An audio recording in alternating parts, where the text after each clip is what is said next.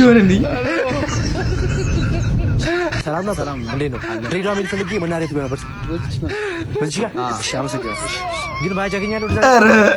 ኧረ የምር በጣም አመሰግናለሁ። ግን አሁን በይሳኝ በጣም አመሰግናለሁ። ሌላ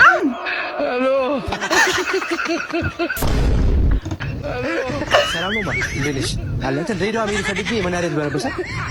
በዚህ ጋር እሺ፣ በጣም አመሰግናለሁ። አይሽ ግን በቀኝ ነው በግራ በኩል ነሽ? ኧረ